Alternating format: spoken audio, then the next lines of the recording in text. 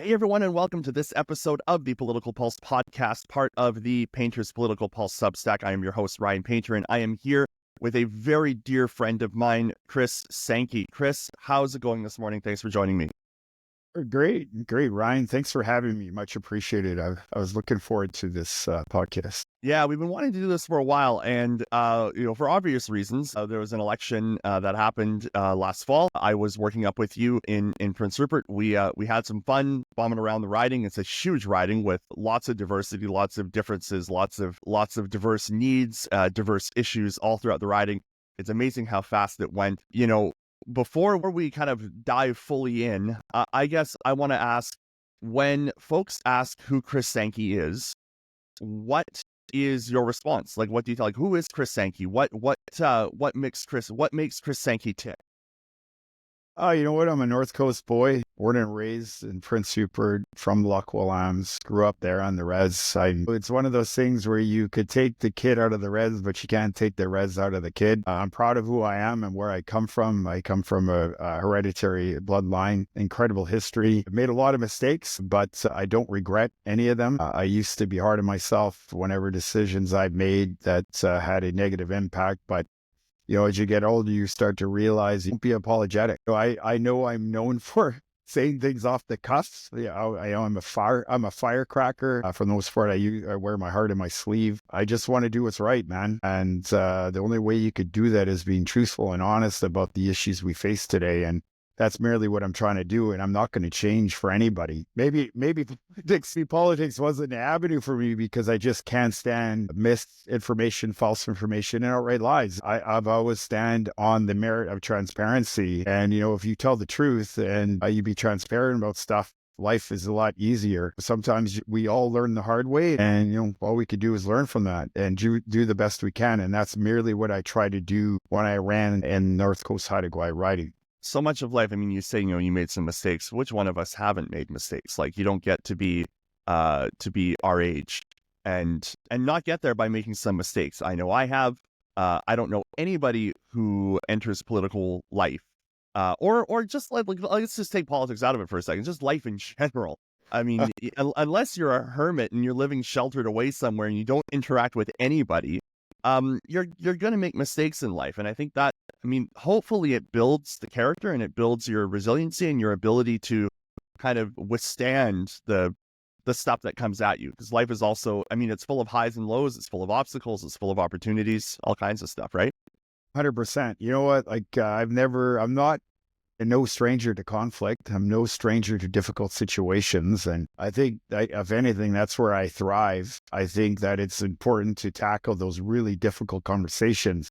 And that's where the solutions lie. A lot of people don't like going near that because some stuff is sensitive, whether it's cultural, political, or business, or your personal life. I think that with your help, I was able to show the vulnerable side of me. And a lot of people didn't see that side of me, right? And I think a lot of people misunderstood me. I didn't grow up with no silver spoon in my mouth, man. I had to fight, kick, and claw for everything I've worked for. And it's an ongoing journey. It's an ongoing process, and you learn every day. Are there things I could have done differently? 110%. But I don't know what more I could have done with a limited budget. But I got to say, with your advice and guidance and the team we had, we are pretty thorough and we are pretty effective. And my hat's off to you and the team. I thought you guys did an incredible job of keeping me on par. And I know it was tough, man. I had a lot of arrows, if you will, thrown at me from every angle. We had a lot to fight for, right? Like, it's a riding. People who don't know the North Coast Haida Gwaii riding, for 20 plus years, it's been solidly in the NDP camp. And, except for one small blip in the early 2000s, it's mostly been an NDP riding, which is interesting because right now, if you look at the political map after the election, it's surrounded by blue. It's this little kind of island of orange just surrounded by blue all around it. What do you attribute that to? Why do you think this one slice of the North Coast and the North, which, you'll correct me if I'm wrong here and if I'm stepping on any inaccuracies here, but whether it's Kitimat, whether it's Smithers, whether it's, communities in the Stikine and all these other places. The thing about the North is it's rural, it's remote, it's isolated. A lot of the challenges can be different, but there's also a lot of uniqueness to the challenges in different areas and similarities. Why do you think it was that it stayed so solidly NDP and everything else around it went blue? Well, history, tradition. I remember asking my late mother, "Why did you vote NDP?" And she says, "Well, your grandparents did, and my parents did. Your uncles and aunts and everybody did. Back in the day when the fishing was incredible and forestry, the union movement was alive and well, and it's still there in some respect. But I think it's perhaps maybe the fear of the unknown. In this campaign, we've learned that fear and smear tactics work. I tried my best to stay on an even keel. Let's be honest here. I could have buried some people, individuals in this campaign, and I refused to walk down that road because then who am I really becoming? I told you, if you recall, Ryan, that I'm not going to change who I am going into this thing, and I think I stayed true to my word. And it was hard for me to watch, but I think the overall view of North Coast Haida Gwaii riding is that it's never going to change. People have left, very good business people, educators, incredible capacity on every sector of industry and organization and government have left Prince Rupert for that very reason. They feel that the region is not growing, and not just in growth in terms of when we look at it from a infrastructure perspective, but the mindset and growing that, look, if we could just tweak our thinking just a little bit. We're not saying get away from unions. We're not saying change any of that. What we're saying is let's look at an economy through a different lens. That's all we're saying. My mother was a strong union member. My father was. Why would we try to remove that? And that's a lot of the fear tactics that the NDP used. And again, it worked. And people thought we were going to take away benefits. We're going to take away the healthcare budget and all that. And as well as I know, that John Russell was going to increase the budget by another $2.3 billion. There was no way we could cut it given the current circumstances, because the locals were suffering immensely with the lack of nurses in the riding.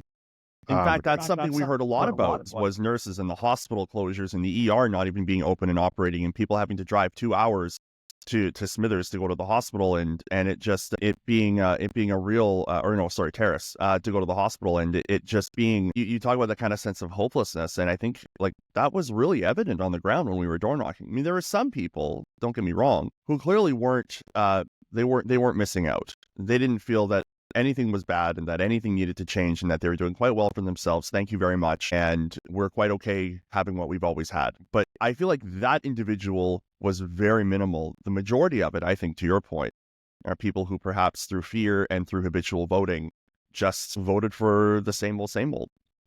Yeah, nothing changes as nothing changes, right? And the fact that so many people that I don't know personally, but know of, and just the things they were saying about me, so much of it, if not all of it, was not true. So the one thing that in fact, all of it was not true. The one thing they can say about me, though, is I am forthright. And can I be a bit of an asshole? Yeah, of course. I mean, I'm not going to sit there and try to pretend to be somebody that's going to agree with everything you say. Then what good am I if I'm going to sit there and listen to people and say, you know what, I agree with you, when I know full well that's not how I feel. And by the way, what you're saying is incorrect. I'm not saying you're wrong. I just happen to have a disagreement with what you're saying. I viewed it through a different lens, but the goal is the same. My whole thing was trying to help the North Coast Haida Gwaii riding see the world through a global lens while acting.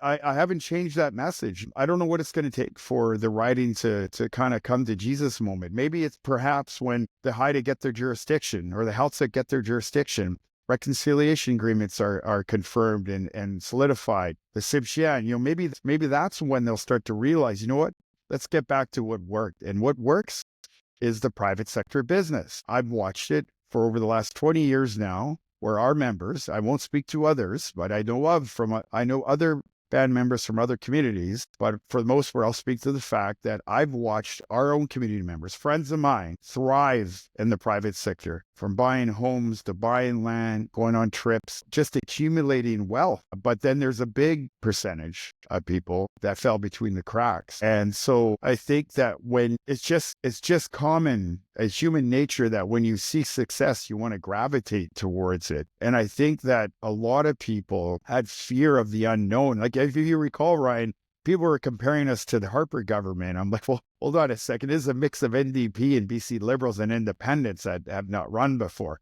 We had nothing to do with the Harper government. And they kept saying stuff like that. And it's get that history has hurt a lot of families and communities and culture. But we have to move on for that. What didn't work before? What can we do to do better? And what can we improve on for our people? Not just our people, all people.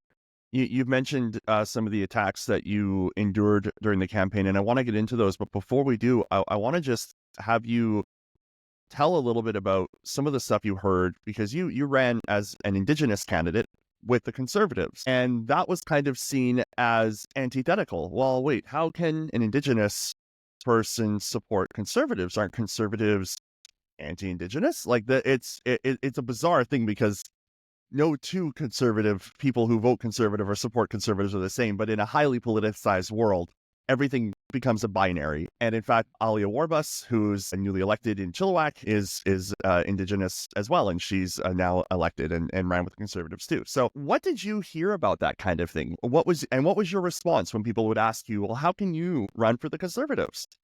Yeah, look, I heard it from several people. Look, you can't have fear without courage and courage without fear. And I've actually literally had people say, how could you run for what Indigenous person in their right mind run for the Conservatives? That's what was being said to me. A lot of people were not a lot, a few were very strong on their stance and really against me because I specifically said I'm running for the Conservatives. And I also heard things saying that if you had ran for the NDP, you would have won this thing, right? And I said, well, look, I'm still Chris Sankey. I'm still the same guy who happens to be running under the blue banner. And they asked me, well, why would you do that? Why wouldn't I do that? Aren't we a people of independence? Don't we want sovereignty? Don't we want to be able to rid the INAC system? If anything, we were entrepreneurs long before the word was even invented. We didn't rely on a government system. We relied on one another and we relied on our neighbors. We bartered in trade through the grease trails. I'll still maintain that, which is now highways, railways, and waterways. We did all that, and we were a stronger people for it.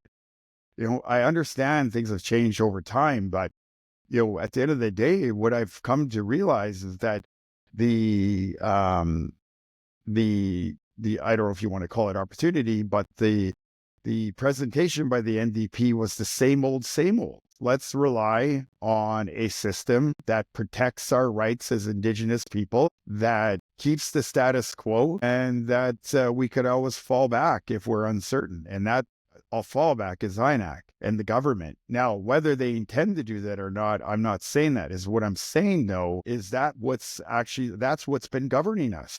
And so what I was trying to say is that, look, we tried to put the social cart before the economic horse. We've now been doing that for 9 years. What has actually improved?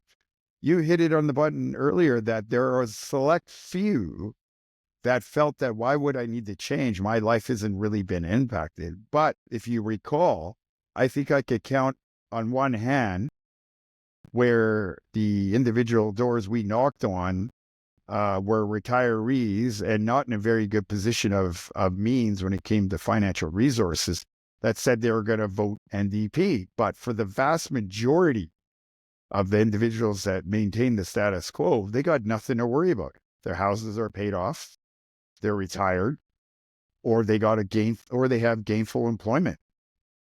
When you take a look at the fastest growing demographics in the country of employment, it's new Canadians. 16 years ago, it was Indigenous people. I remember a leader telling me that the fastest growing demographics of untapped labor was Indigenous people. Actually, they're incorrect. That stat has changed drastically because it's new Canadians that are the fastest growing demographic in Canada. I mean, I've done HR and training employment for 16 years of my life. I understand this side of the business that, everybody that wants to work from a respective communities is working.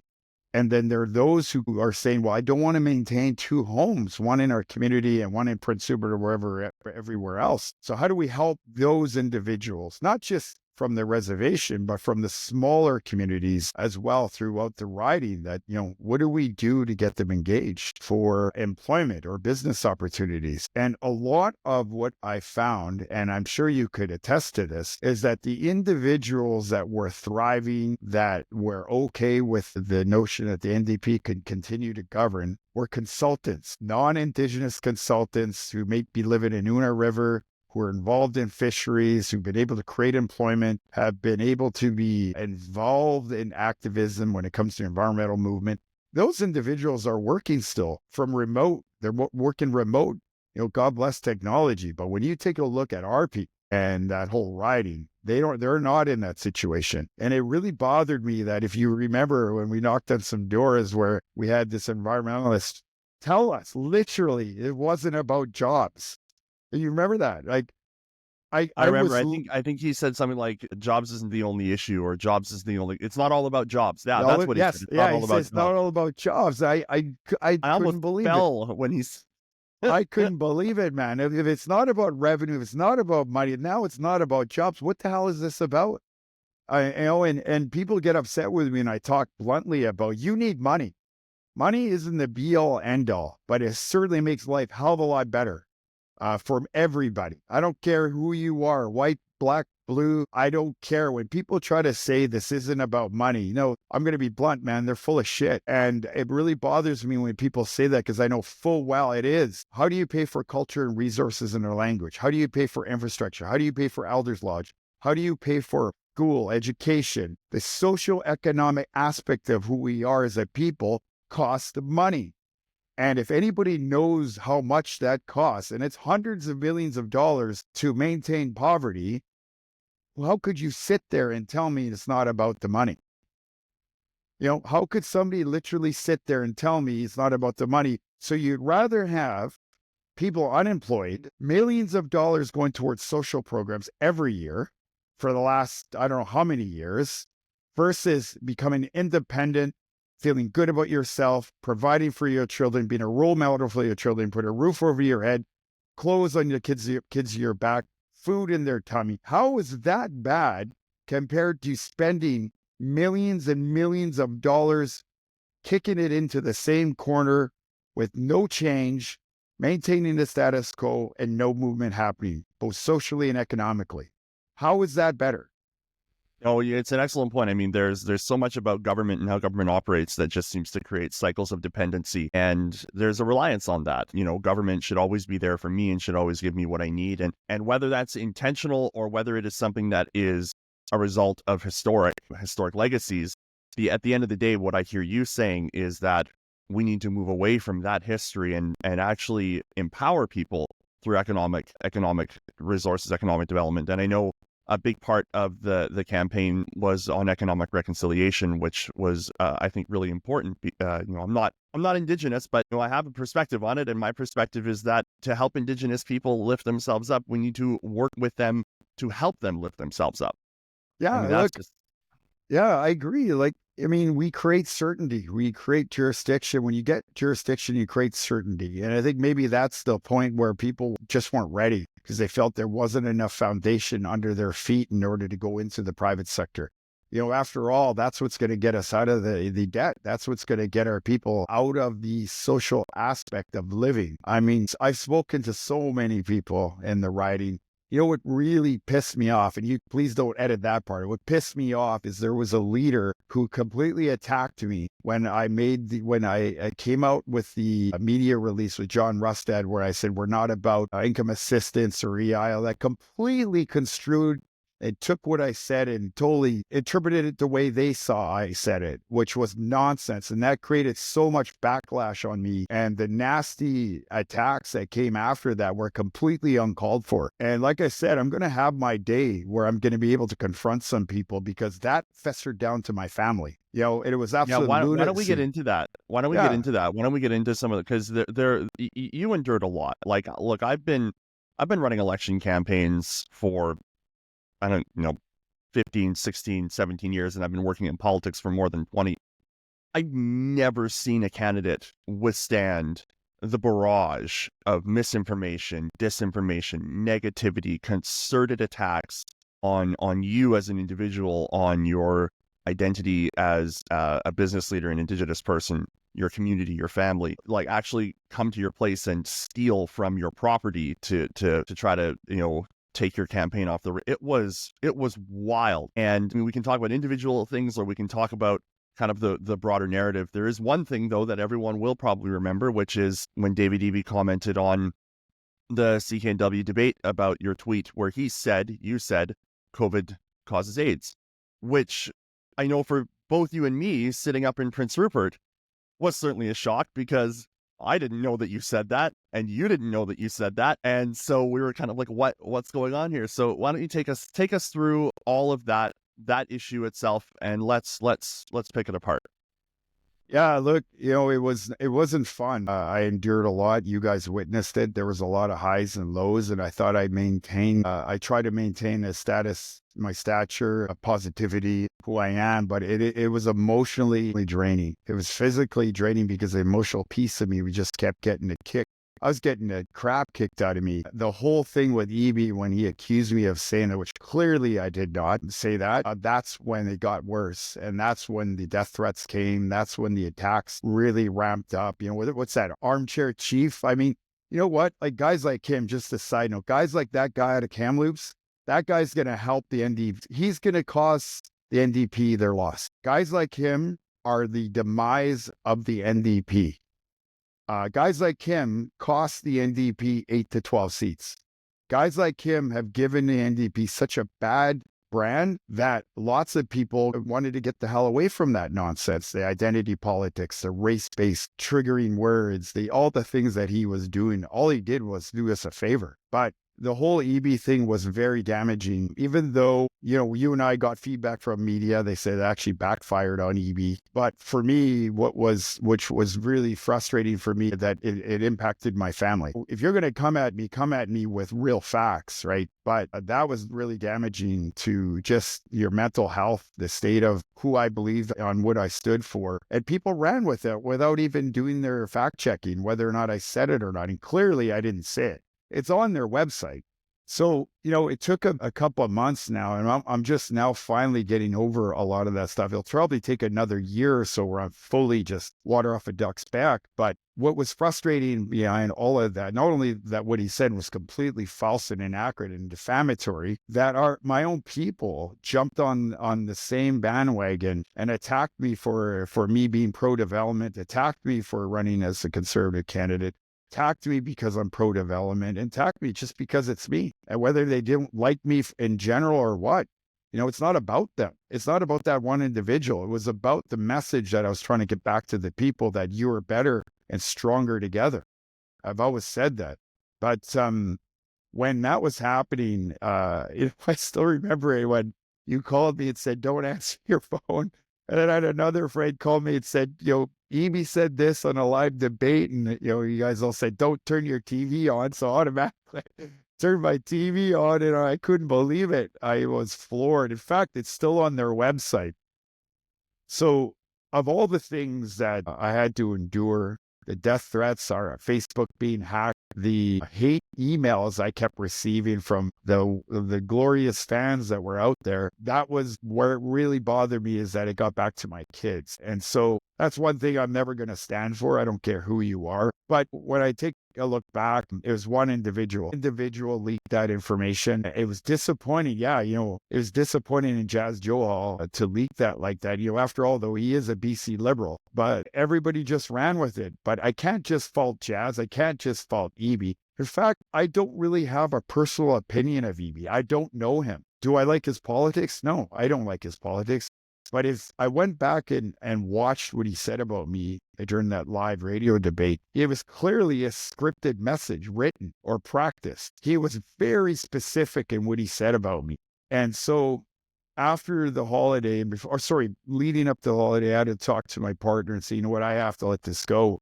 I have 100 other things I could be doing, and letting this one thing distract me for all the good that could come out of this. I have to let this go.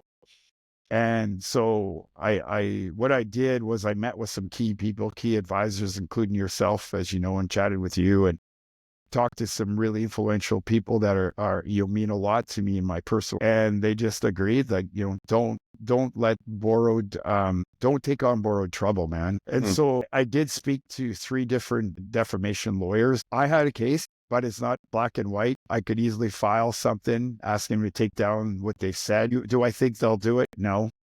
And then do I file for a case? Yeah, I could file, but then they could file a defense and say it's just all politics. And then all it is a vicious cycle. I've been involved in a defamation case where I was accused of that, and I spent $80,000 and I got around $8,000 back.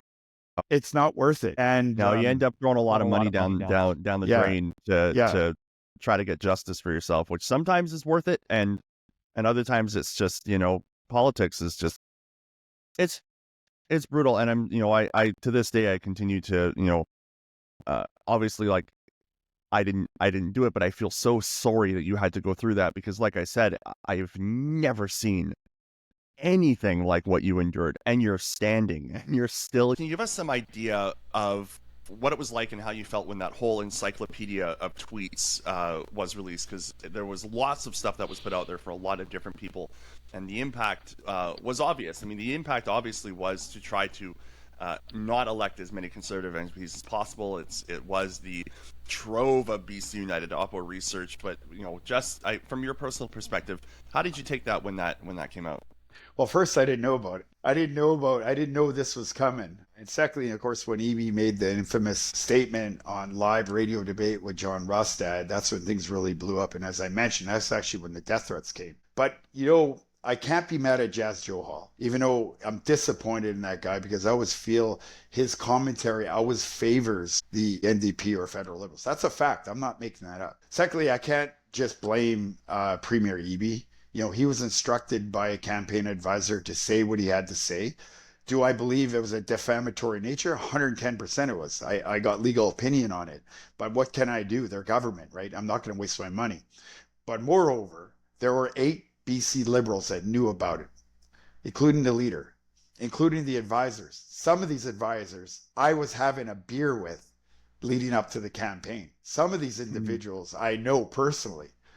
So it was disappointing that so many people knew that this was coming. Even our own party knew, right? So I can't just be pointing the finger at one person, right? People like to say this is politics, but in my view, that's not politics. I mean, that's not merit. All you did was create backlash on people's families. That's the damage that's being done, and it's caused a lot of division. You add that encyclopedia tweets, they took that, add that, and they added racism and all that. So when I came back, if you recall, I made the statement in the local paper that Eby's being racist. Well, I did exactly what they're doing, using the race card. You know what? When we put that all together, I didn't feel good about it. So how could anybody feel good about saying something that they didn't really believe in? Because it's politics, right? And it's very frustrating to me that I had to stoop that low. Because if I'm going to accuse somebody of racism, you better have a damn good reason why I'm accusing you of racism. But that really, really opened my eyes of just how nasty politics has gotten,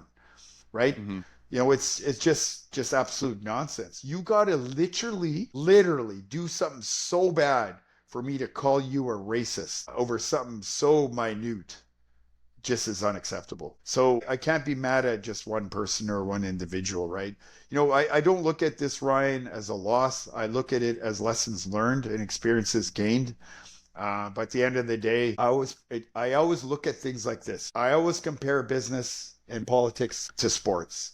Whether you won by 40 or whether you won by whether you won by 40 or whether you won by a point, you still won. No matter how you look at it, no matter how much you may hate it, no matter how much you dislike it, the NDP still won.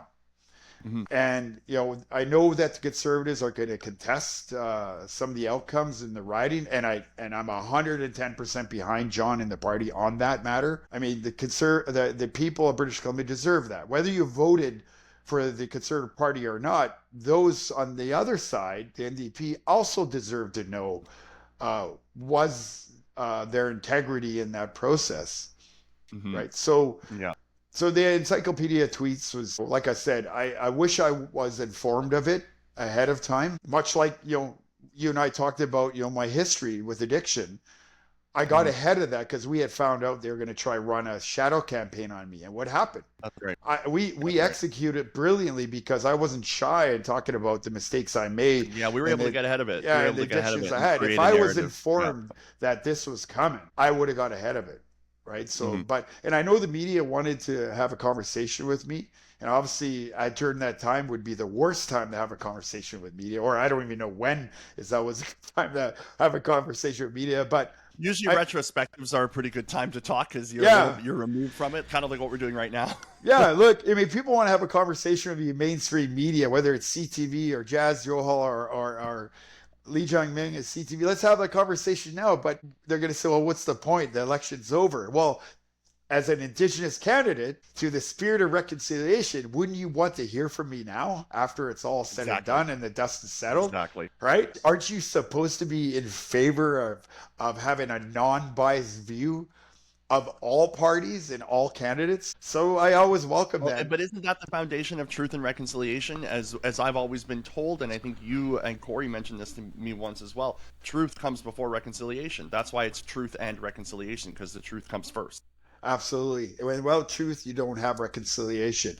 And the fact that it isn't just about reconciliation with mainstream media or truth and reconciliation with our neighbors, our non-Indigenous neighbors, we also have to have truth and reconciliation amongst Indigenous people. And those are the difficult conversations we need to have. That's how we solve our problems. Here, and you're smiling and you're laughing and I mean, my wife always says living well is the best revenge. And I think you are doing that because you are living well. You have a beautiful family. You've got 4 amazing daughters, an absolutely beautiful partner, a community of close family and friends who love you and adore you and like really wrap ourselves around you. And so, coming out of that, I really do pray and hope that it is something that you can, find a way to kind of put in a box and put it somewhere so it doesn't have to hurt. But my gosh, that's not an easy thing to do. It's easy for me to say because it didn't happen to me directly, but I sure did watch it.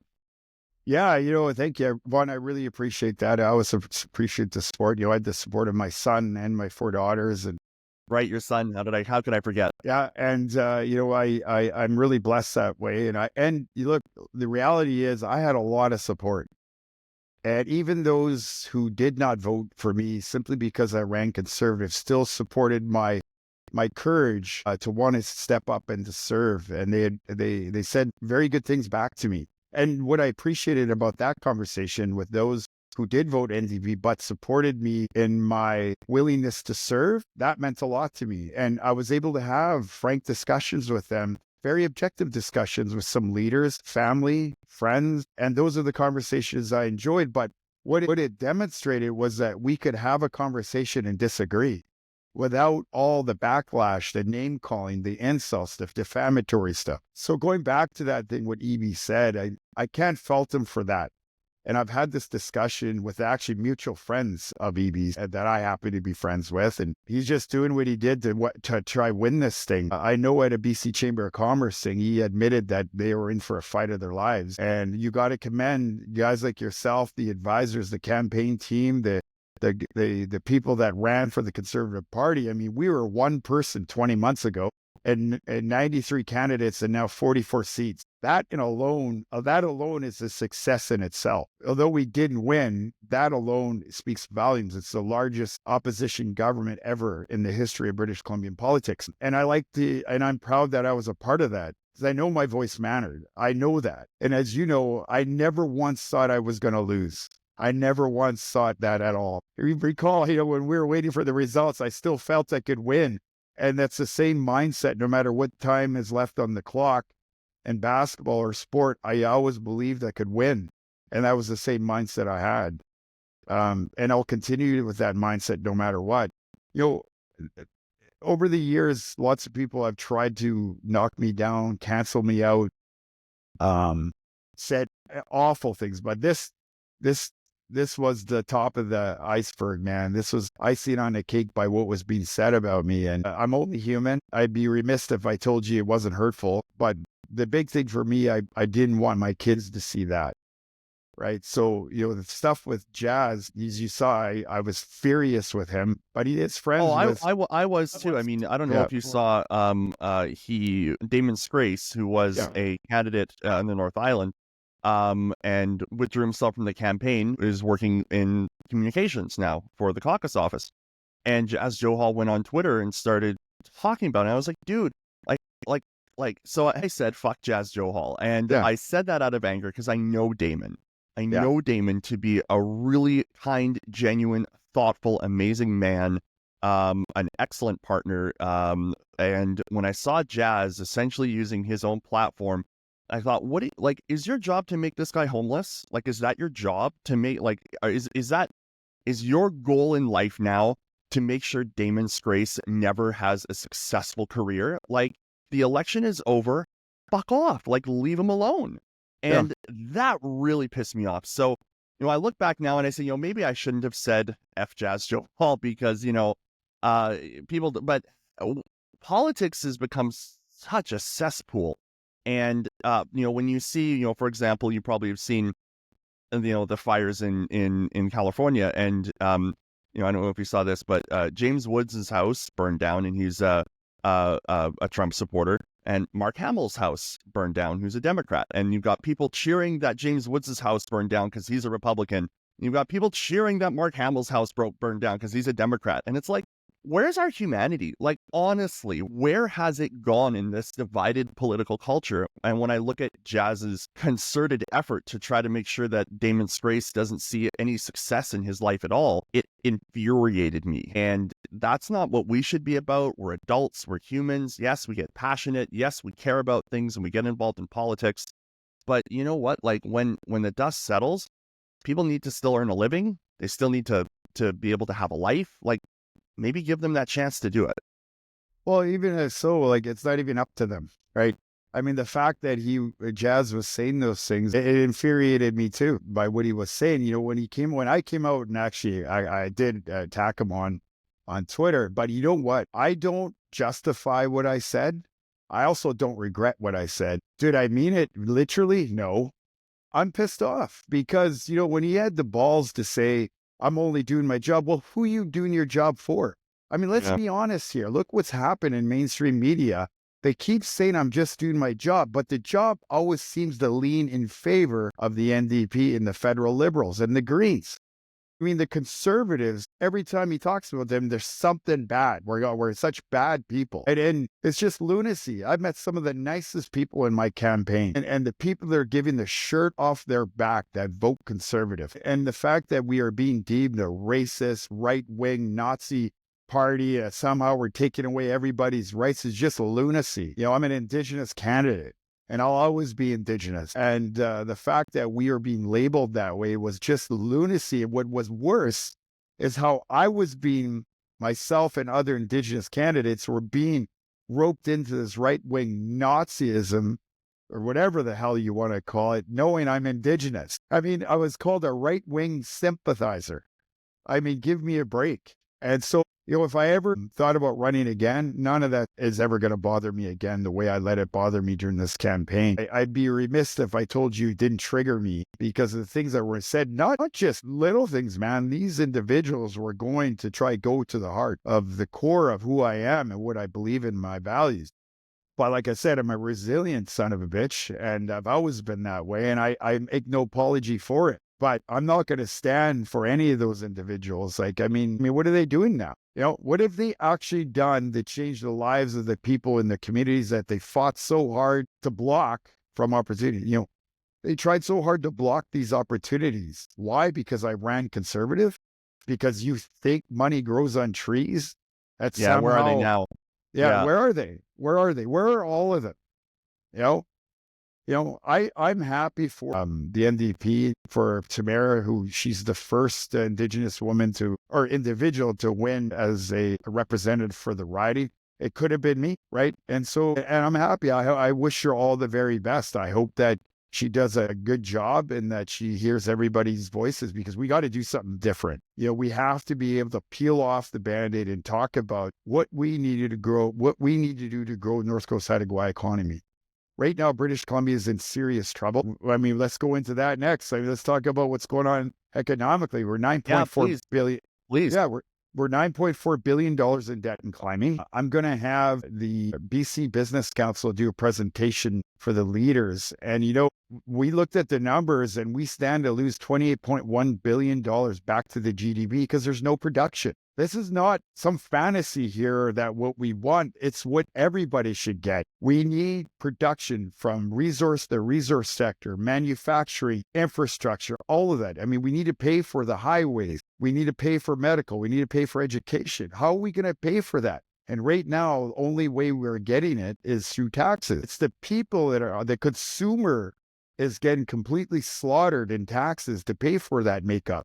I remember the late John Horgan, and even Evie said that and Elizabeth May, for that matter, said that the green economy was going to make up for the shortfall of what we lost from traditional economy, resource development, extraction. Well, guess what? The green economy is only grown by 3%. It does barely scratch the surface. The tourism industry produces more revenue back to the GDP, let alone what they say or claim to say about the green economy. Clean BC's own numbers in working with the NDP shows the debt that we are about to ensue without no production in oil and gas and fisheries and forestry. It clearly demonstrates what we are not doing. And I think the BC business community kind of woke up from a somber sleep, realizing that, holy crap, like we are in serious trouble now. And so I hope David Eby sticks to his word and realize this is a wake-up call. We can't continue to do this. If people should be, the people that should be really worried is those that are trying to get reconciliation and their treaty agreements across the table. I mean, we're not in good financial shape. And you certainly see what's happened with private sector job growth versus public sector job growth. I mean, that in and of itself is what this government and it's true federally as it is here provincially in BC. The government's great at growing itself, but it's absolutely miserable at growing private sector jobs, the jobs that actually insulate community from external economic shocks.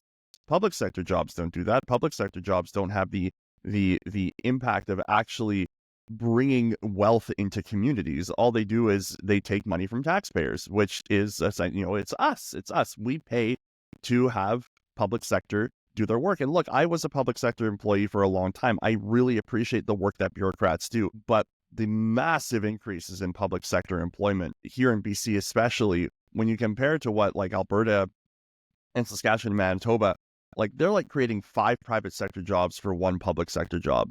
And here in BC, it's almost flipped. You've got like 2 or 3 public sector jobs for every private sector job, if not a greater disparity. So you can't build an economy on that. It's fictitious. Yeah, look, I mean, it's a fictitious economy. Let's be real here. We only grew by 0.4% in the private sector. We grew by 40% plus some in the government sector job. A lot of people need to understand that when a government employee wants a raise, well, first of all, you're never going to go down in wage, and you're always going to go up. What happens when the wage goes up? You need more money. And so you got to be able to have that wiggle room to grow. But where does it come from? It comes from the taxpayers. It's no different than the union jobs that are out there, but you need the private sector to make it happen. I'm not saying be all end all in the private sector jobs, but for God's sakes, we have to have a balance here. And right now we're so out of balance that the reasoning things are so high is because the insignificant impact the private sector has been able to have on society. We have to be able to have the free will to think critically, have some common sense, and get people to be creative again. It is a fact that anywhere around the world, when you give your populace the freedom to think, to create, you have a thriving economy. It's just a fact. Take a look what's happening in Alberta right now, Saskatchewan. their economies are thriving. And BC in particular needs to wake up. Like TMX is benefiting the energy. Don't make no mistake about it. But we got one customer. And so the North Coast Haida Gwaii riding, I don't know what it's going to take for people to realize that if you want a full-on free education, not just North Coast Haida Gwaii riding, but in particular BC and Canada, if you want this infrastructure paid for without having to bear the burden through the tax process, if you want all these services so that we could accommodate the socioeconomic part of society, we have to have resource extraction. We have to have an economy where we are getting access to oil, to gas, anything hydrocarbon, which, by the way, without that, you don't have a fisheries economy. You don't have an aquaculture economy. You don't have a forestry economy. So without a healthy, thriving energy economy, you don't have any of these. And if you do, and production isn't happening, well, guess what happens? Look what we're seeing. High gas prices. Inflation is killing us. You know, it's nice to see the Bank of Canada drop their rates, but still, people are still struggling. So I hope this time around, the NDP realize, and I don't know what's happening in the federal side. It's just what a gong show, man. To prorogue that stuff, that's a whole discussion on itself. That's a whole, I mean, with that and Trump era, and there's a lot, there's a whole other conversation. That's a lot to unpack, but I hope the NDP wakes up and realizes that without a thriving, healthy, productive economy in the resource sector, none of the stuff they're proposing could come true. Keep in mind, and this is not a slag at them, I know they were trying to do a reset. When the NDP got in at the time of late John Horgan, and maybe you can remember this, they canceled the solar initiative. They canceled the wind farm initiatives. They canceled all this stuff. And now you're allowing them to bypass the environmental assessment process. Now, they do that in the upstream when there's a smaller scale project. So it's not a real surprise. My only concern with all that, if you're going to let that bypass, let's be honest here. I mean, those wind farms are up to between 300 and 400 feet in the air, and they go down 10 feet or more to anchor it. And the amount of material required to build it and the amount of hydrocarbons required to operate it, people forget about the payload on just how much it costs, because that wind turbine has to spin a certain rate. They're not recyclable. And they're not recyclable. They have a lifespan of about 25 years. Yeah, and it's the same with the EV battery, right? So if we're going to do this, we have to have a circular economy. Go figure. We have to have an economy where it encompasses everything energy. And I think one of the biggest things British Columbians are missing is energy literature. So and we've talked about this, when somebody's working on the sidewalks in downtown Vancouver or anywhere in the urban center or cities, they're far removed from what's being proposed in the rural Canada, which happens to be almost, if not almost all of the Indigenous territory. Without us having that production, the people in the city can't have the quality of life that they so love, who so became accustomed of. And that's what's missing here, right? As you and I had this discussion, along with a few others, that conversation is missing with the mom and pop at the table, and they wonder why things are so expensive. So people in Vancouver, Toronto, anywhere these big metropolitan cities need to understand the quality of life they have right now is because of the production in rural Canada in order to extract oil and gas, to get hydrogen, ammonia, propane, all the stuff we love so that we could keep warm at night and make sure our kids don't freeze to death, right? So it's very frustrating to watch so many people in the cities advocate for the blocking of resource development when they are enjoying the very labor of the people sacrificing themselves in Fort McMurray and Fort St. John, fly in, fly out, 2 weeks or more away from their family. Also, they could have a better life, right? So it's not just about the quality of life for the families. It's the quality of life for every British Columbian and Canadian. And we are so rich in resources in Canada. So we need to be able to wake up and realize that, one, Trump is in a position now where he's already stated drill, baby, drill. And the last time he was in, look what happened. All the LNG facilities that got built, not just with oil and gas production went through the roof, their forestry, their fisheries, their manufacturing, their infrastructure, everything exploded. And what happened to Canada? I don't have to tell you that story. Look where we're at. We've spent billions with very little result. And if a message I could give to our First Nation leaders, we got to get moving. We have to get moving. Yeah, people are not in a good state financially, and we can't continue to grow money. We can't continue with this inflation. You can't continue to keep taxing people to death. And the other thing I hope Eby does, and I hope he's watching this, and just so we're clear, even though he said that, I forgive him. I even apologized to Jazz Johals, but I don't regret what I said. But I hope that he realizes that if we don't get moving, if we don't start seeing or producing or getting Alberta product out to BC, whether that's oil, gas, I mean, we got TMX, which is great. The demise of the province is going to continue to drop. The quality of life is going to continue to drop. We just can't sustain. It's not sustainable. It is not sustainable. Businesses are barely staying afloat, which are the backbone of our communities. The mom and pop shops, those are the people are the backbone of our communities. You walk in and most of these places, customers know them by their first name because they're a staple of who we are as British Columbians, right? So it isn't just about a one size fits all. It's not about one race or the other. It's about a collective mind that sees the greater good in British Columbia, that we need to be able to move forward where everyone could prosper. We can't continue to hold up the economy for a small percentage of those who don't want that. We can't do that anymore. Clearly, as you saw, Ryan, from North Coast to Haida Gwaii to Central Coast, the people we spoke to, the everyday people living in these communities, they are all struggling.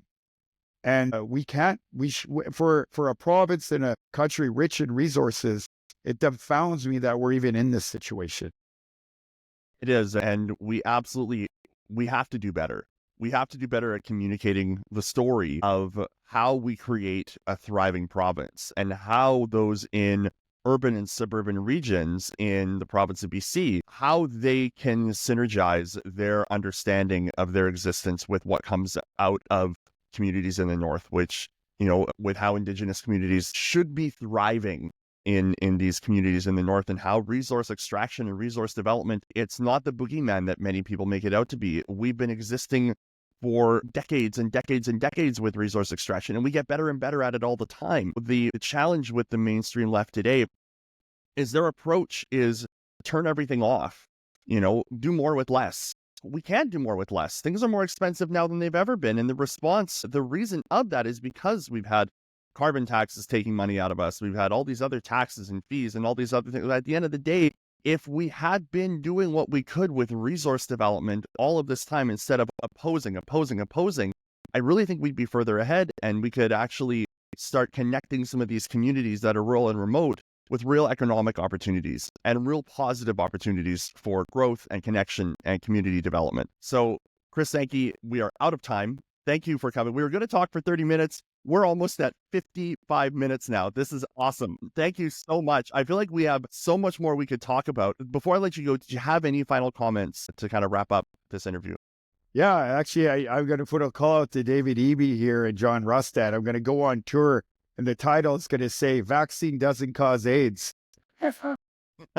So, look, I mean, I have to laugh about it now, right? Election's over. We need to move on. I'm going to get my moment to address some individuals about some issues that took place. Now is not the place or time, but we need to move on. We have to move on. And I will keep saying it, that we're in this together and we are stronger together.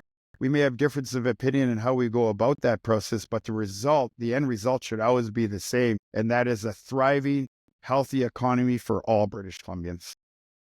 Sankey, former Conservative Party BC candidate for North Coast Haida Gwaii, resource champion of Indigenous communities, champion of BC, champion of positivity, and just an all-around amazing friend. It is so great to have you here. Thank you for your time, and keep laughing, my brother. Appreciate you. Thank you.